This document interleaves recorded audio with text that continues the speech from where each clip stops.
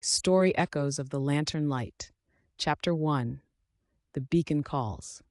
Emma Callaway stood at the edge of the ferry's deck, her eyes fixed on the shadowy outline of the Isle of Aurelia emerging through the early morning mist. The sea was restless, foaming like shaken champagne against the ferry's sides, and a brisk wind whipped her auburn hair across her face. She clutched the collar of her coat tighter, half to shield herself from the chill, half from the unease that had nestled in her chest since she received the letter from her uncle's solicitor. The letter had arrived suddenly, like a ghost from a past she barely knew, informing her of the inheritance of a lighthouse and its surrounding cottage. Her late uncle, Julian Callaway, a man she had met only once as a child, had been known in family circles as the eccentric relative with a passion for isolation and his own peculiar kind of adventures. So now, at the cusp of her own retirement from years of teaching history, she found herself inexplicably drawn to this isle she had only heard of in passing. As the ferry moored, Emma disembarked with her modest suitcase in tow, greeted by a stiff, salty breeze and a scattering of the island's inhabitants gathered near the docks. Among them was a lanky man in a worn cap, holding a sign with her name scrawled on it. His face was lined with a history of weather that matched the landscape. "Miss Callaway?" His voice was gruff but carried a hint of warmth.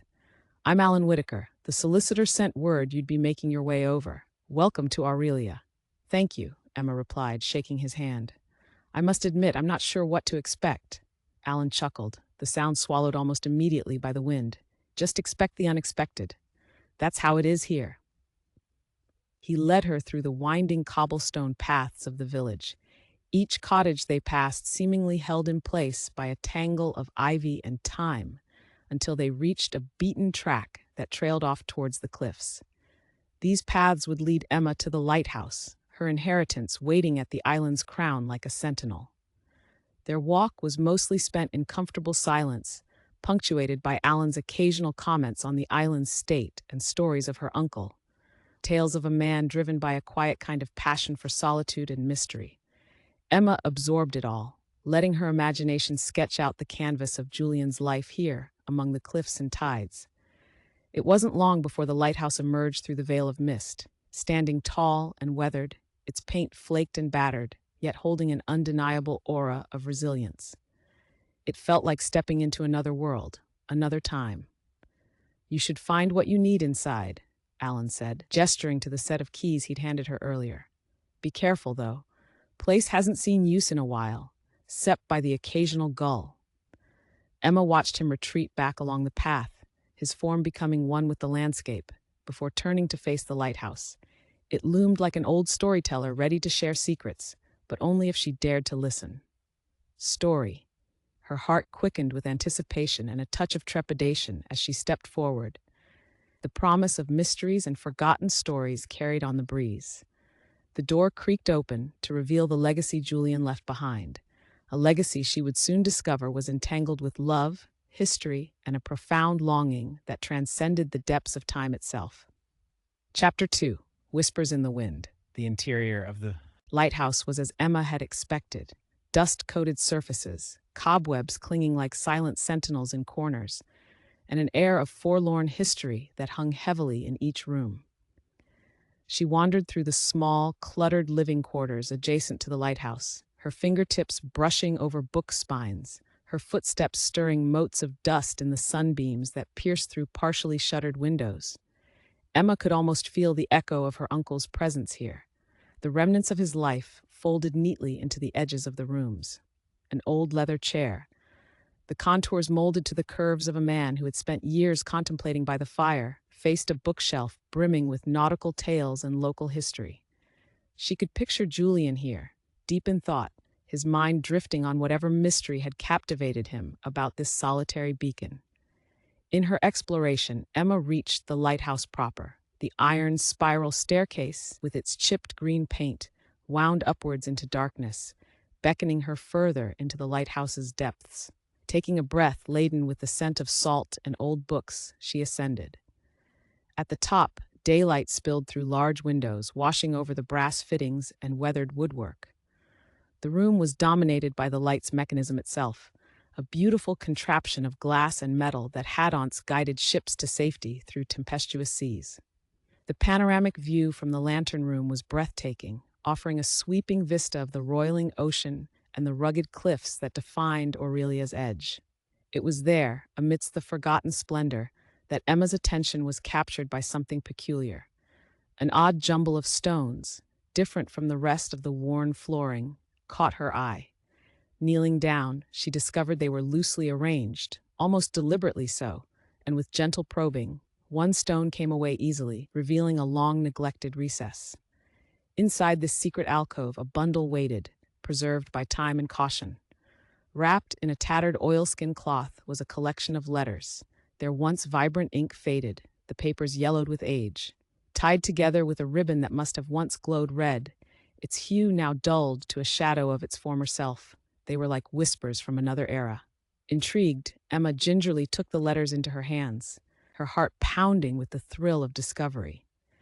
Settling into the worn leather chair downstairs, she carefully unfurled the first letter, her fingers trembling slightly at the edges of history.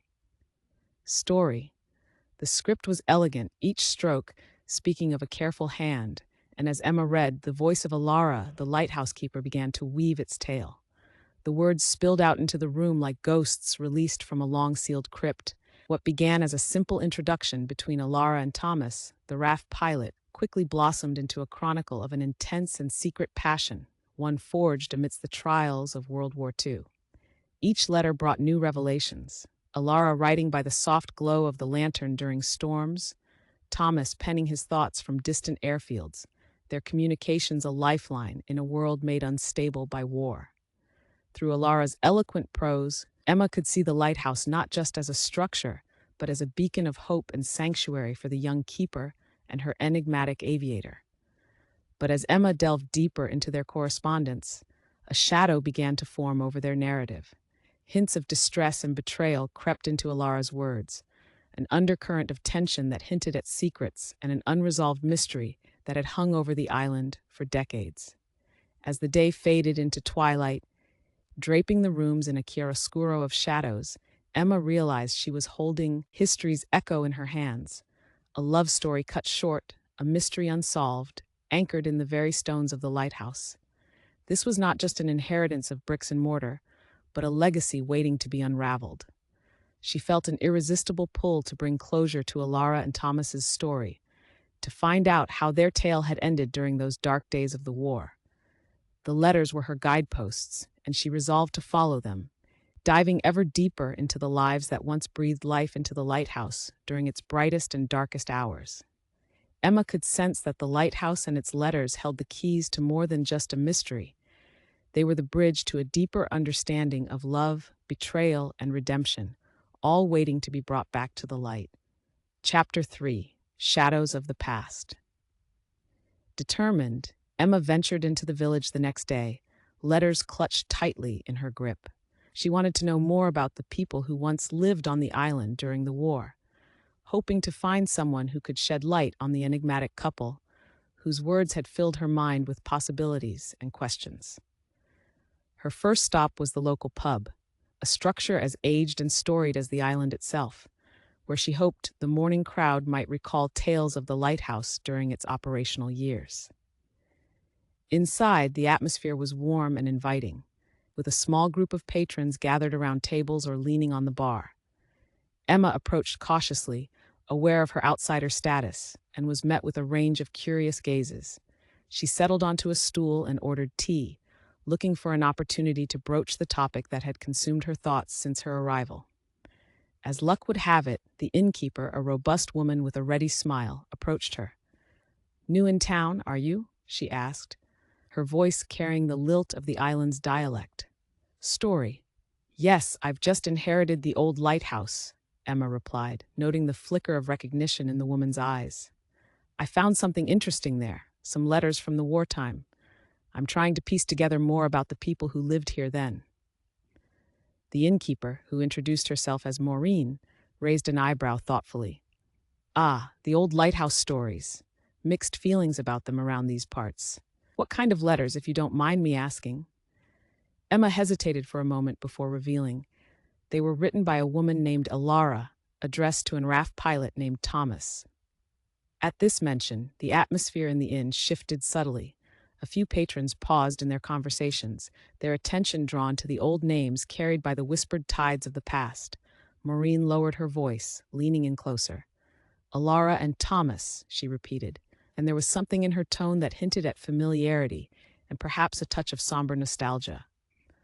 I remember tales about them. Alara was the lighthouse keeper during the war, and Thomas was indeed stationed nearby. Their story, well, let's just say it's one wrapped in mystery and unanswered questions. Encouraged by Maureen's knowledge, Emma pressed on. Do you know what happened to them? Their letters hinted at something unresolved, a sense of betrayal. The innkeeper gave a pensive nod. There were all sorts of rumors back then. Some say Thomas's plane went down, never to be found. Others talk about secret missions he was involved in. As for Alara, she continued her duties for a while longer, but she disappeared not long after Thomas went missing. Nobody knows for sure what became of them both. The room's air seemed to thicken with the weight of history as patrons subtly listened in. Emma could feel curiosity and reluctance intertwined in each gaze. Is there anyone who might remember more? Emma asked, her voice edged with hope. After a moment's contemplation, Maureen suggested, Charlie Mulligan might be your best bet. He's one of the oldest residents still around, lived here during the war. You'll find him in the cottage by the old oak on the edge of town. Thanking Maureen, Emma finished her tea and headed out, her path set towards the man who might hold the final pieces of the puzzle. The village seemed to watch her as she walked, the buildings and stones holding whispers of the past that only patience and time would reveal. Chapter 4. Piecing Together. Charlie's cottage was a quaint, weathered structure that seemed to blend seamlessly with the surrounding landscape. An old oak tree stood proudly nearby, its branches stretching over the roof like a protective guardian. Emma knocked on the door, her nerves tingling with anticipation, and was soon greeted by Charlie, a wiry man with a face etched by the years. His eyes were sharp, and when he smiled, it was with the warmth of a life well lived. After introducing herself and explaining her quest, Charlie motioned her inside. I've heard about you from Maureen, he said, settling into a chair by the window. You're looking for Alara and Thomas's story, are you? Emma nodded, clutching the letters as if they were her talisman. I just want to understand what happened to them. Their story deserves a conclusion. Charlie gazed out the window, where the sea mirrored the vast sky, their meeting point indistinct and ethereal. I was just a young lad during the war, but I remember them well, he began, his voice carrying the cadence of history. Alara was a remarkable woman, fiercely independent, and Thomas was charming, always had a spark in his eyes. They kept their relationship discreet, but in a small community, such things can't stay hidden for long. How did they end? Emma asked gently, urging him along the narrative she'd begun to weave with the fragments in her possession. Charlie's expression grew solemn. There came a time when Thomas was assigned to a secret mission. He hinted at dangerous undertakings, something that could change the outcome of the war on these shores. One night, just before a major storm, he visited Alara at the lighthouse. Emma felt the anticipation coil in her chest, a reflection of the storm that must have brewed on that fateful night decades ago. He never returned from that mission, Charlie continued. Some said the plane was shot down. Others believed he made it back, only to vanish later in service of something greater. Alara was devastated, heartbroken. She wrote to him, letters that were never answered. Emma listened intently, the light dimming in the room as shadows lengthened with the setting sun. As for Alara, Charlie said, his voice tinged with melancholy, she left the island shortly after. Some folks thought she went searching for him. Others felt the loss was too much to bear, and maybe her mind was elsewhere, following him even beyond our world. The room fell silent, the only sound the faint whisper of the wind outside. Emma absorbed his words, understanding now that the lighthouse held not just the story of Alara and Thomas, but their enduring legacy. They loved fiercely, without reservation, Charlie concluded. Perhaps their story never ended, perhaps it just changed form. Emma could feel tears gathering, not out of sorrow, but in acknowledgement of the profound connection woven into the tapestry of history she'd been entrusted to unravel. Story Chapter 5: Unraveling the Narrative. Emma left Charlie's cottage with an unspeakable weight lifted from her heart. It was as if the echoes of Alara and Thomas's story resonated through her, a melody of love and loss that transcended time. Yet one question lingered. What had been Thomas's mission, and had it truly been what tore them apart? Back at the lighthouse, the storm of the past seemed to rumble in the distant thunderclouds amassing on the horizon. Emma lit a fire to stave off the chill creeping into the old stone walls and settled into the comforting embrace of her uncle's chair. She spread the letters out once more, hoping the flickering light might reveal something she had missed. It was in one of the last letters from Thomas that Emma noticed something. The ink had faded over time, but in the margins were notations, barely legible coordinates and reference points disguised as standard aeronautical jargon. Could these be clues to his secret mission? Emma puzzled over them, her mind spinning tales of espionage and wartime intrigue. She was tempted to dismiss it as a desperate attempt of a man to hide his actions, but her instincts urged her otherwise. She recalled the maps on the shelves and combed through them for any match to the cryptic notes. Finally, one set of coordinates seemed to align with a point on the map not far off the coastline of Aurelia. What did it mean? Was it an accident site or something altogether different, a place where a history could be rewritten? Was it possible Thomas might have survived, leaving behind clues too faint until now? The questions fostered both excitement and dread, for with revelations often came difficult truths. But Emma felt it was her duty, for Alara, for Thomas, and for those who were left behind with whispers and unanswered questions. Chapter 6: The Truth Beneath the Waves.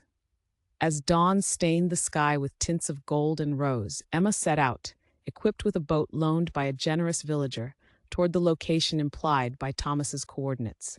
The water was calmer now, the storm having passed, leaving a cleansed and serene ocean in its wake.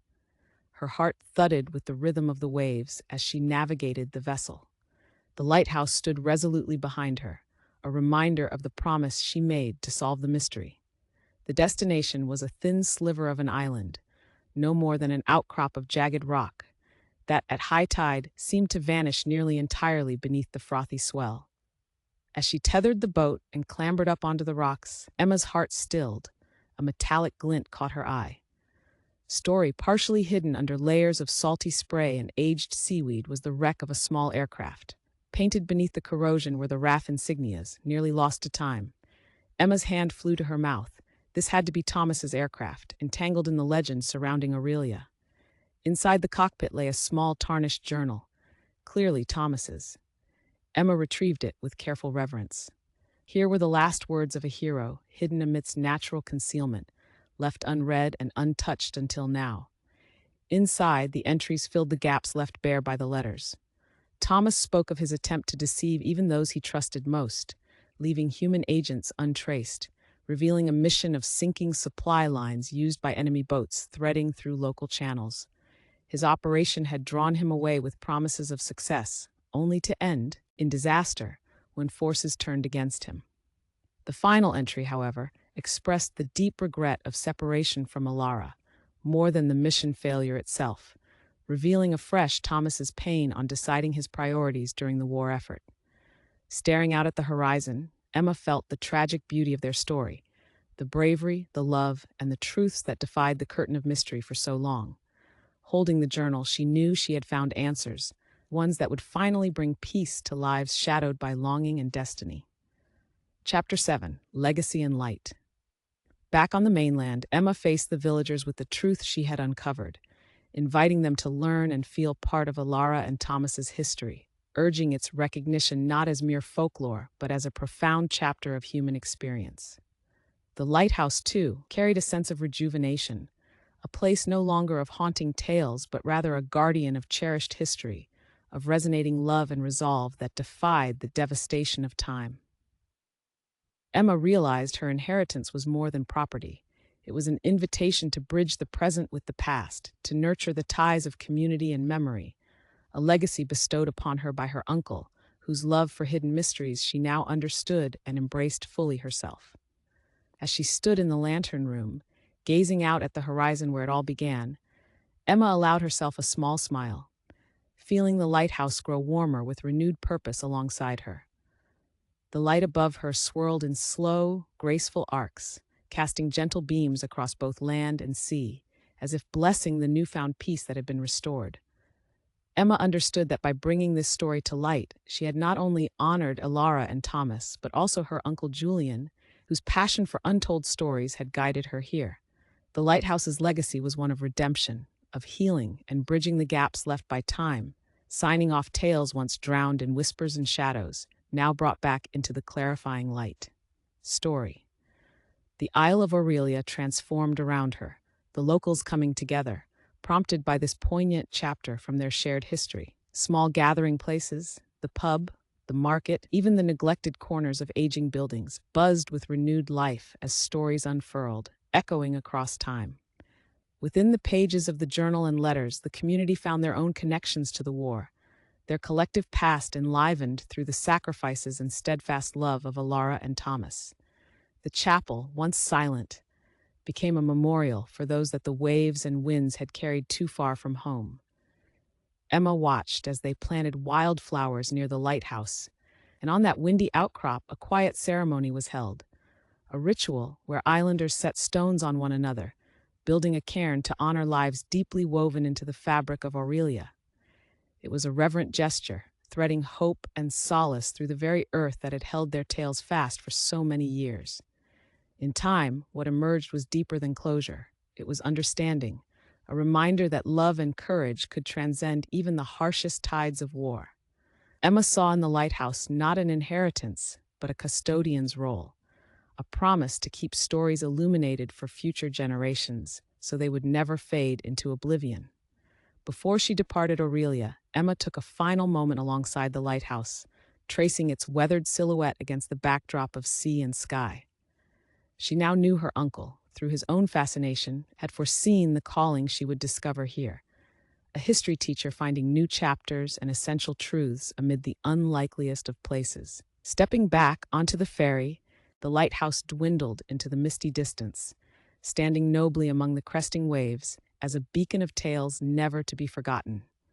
Emma carried with her the echoes of Elara and Thomas, accompanied by a resolve to share their story, to ensure that it, like the light on lonely waters, would guide and enlighten those searching in the darkest of times.